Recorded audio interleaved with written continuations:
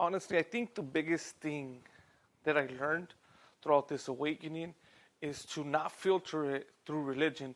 We have this huge tendency to do so. I mean, you can't really blame us because if you're anything like me, you grew up with religion and that's all you were fed since you were 5 years old to wherever you triggered your awakening, right? But I think that was key because every time God would try to show me something that of who he was and how life was, I would quickly try to filter it through religion and see how this fit through my understanding and my set of beliefs, which quickly turned out to be a huge strain inside my psyche. My mind was just debilitated.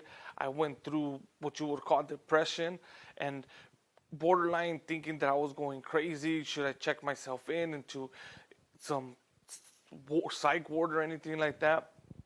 And every time I would have conversations with people, they would be like, I don't understand what you're talking about. You sound a little weird and it's a little concerning.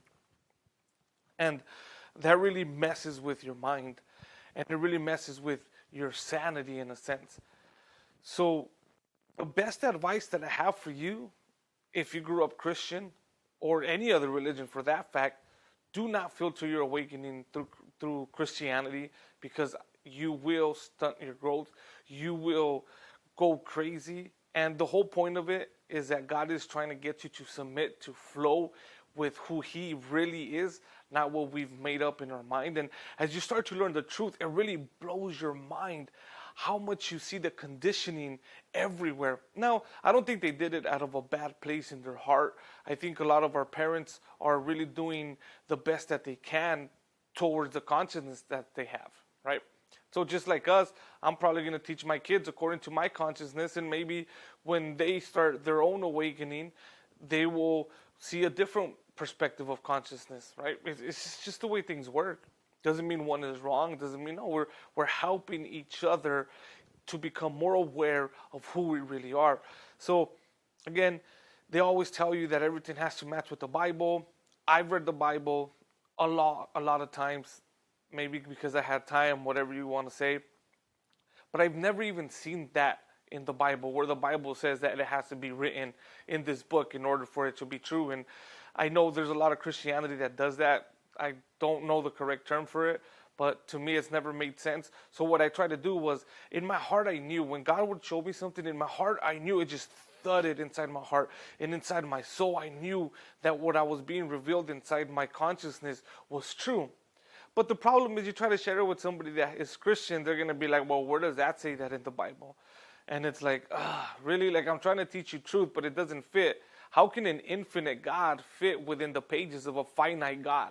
You know? And it's people that will say, well, it's divine and you don't understand. And it's like, his ways are higher than your ways. And it's like, you look at that verse where it says his ways are higher than your ways, and you can clearly tell it's talking about that his ways are of forgiving are higher than our ways because we hold grudges and stuff like that. So take a look at it if you're one of those that thinks that. But either way, like I'm saying, so once I let go of religion, once I let go of Christianity, that's when I was able to see a lot more. Now I see things in a way different light. If me right now were to go back to the 10-year-old younger me, 10 years ago, and I were to tell him, like, hey, bro, in 10 years, you're walking away from the church. I'll be like, you're crazy. I don't know what happened. I don't know where is this coming from, but you might be some clone double of me sent from the pits of hell to try to get me away from the church, right? And I know that because I know where my mind was at. I used to think I knew a lot. I knew everything, but I was puffed up on knowledge to where now it's like love love balances out that knowledge to where love keeps me humble, but that knowledge keeps me wise at the same time. So it's a balance of both.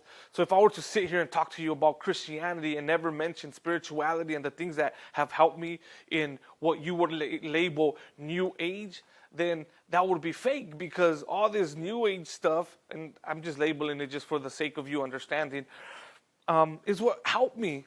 It provided answers that Christianity could never answer. And the same is true, though. If I just talk to you about spirituality and I never mention Christianity, that would be a lie, because there's answers in Christianity that this aspect couldn't answer me. So when they both combined, the masculine and feminine energies from each aspect combined, it created the balance within myself that has given me this understanding and also love towards people, to not only build relationships, but to also have the knowledge to build anything I want to build. And that is the key. So that is why it's important for you not to filter it through religion. And once you see these aspects that God is revealing to you, you will see how it is all found in the Bible. You will see how all of this connects together.